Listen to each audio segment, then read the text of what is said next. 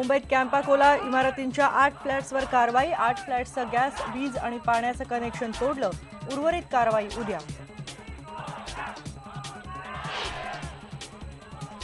कॅम्पाकोलाचे लोक ज्यावेळी माझ्याकडे आले त्यांची जी मी हिस्टरी बघितली त्यावरून मला असं लक्षात आलं की या लोकांवर अन्याय होतोय। कॅम्पाकोलाच्या रहिवाशांवर अन्याय, गोरा खैरनारांची मुंबई महानगरपालिकेच्या कारभारावर टीका। मृत्यू पावलेल्या वडिलांच्या भूताची बाधा झाली म्हणून 21 वर्षांच्या मुलाचा बळी देण्याचा प्रयत्न। वसईमध्ये 2 महिन्यांनंतर उघड झाली अघोरी घटना। आरोपी महिलेला अटक।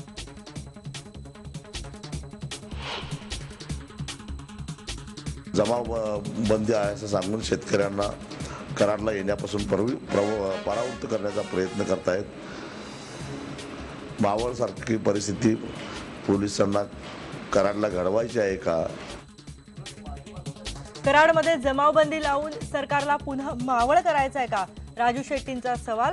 म्हणाले, ऊस दराचा प्रश्न 2 दिवसात सोडवला नाही तर कराडमध्ये आंदोलन करणार।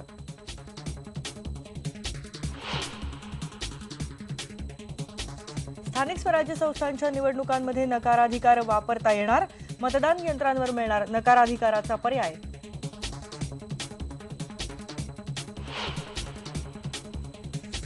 कल्याणमध्ये जेसीबीचा धक्का लागून एमआयडीसीची पाईपलाईन फुटली। लाखो लिटर पाणी वाया।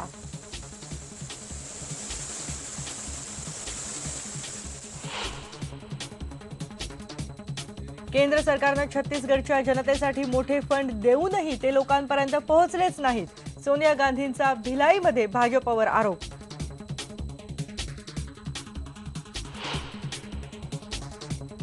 सचिनच्या शेवटच्या टेस्ट मॅचमध्ये सट्टेबाजी ही जोरात। तब्बल 800 कोटींचा सट्टा लागण्याची शक्यता। मुंबई पोलीस सट्टेबाजीवर ठेवणार करडी नजर।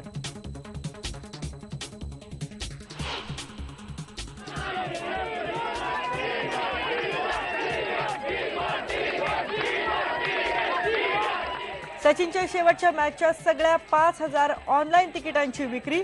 क्रिकेट प्रेमींच्या वाट्याला कमी तिकिटं आल्यानं सामान्यांमध्ये संताप। क्लबसाठी मात्र 17000 तिकिटांची खैरात।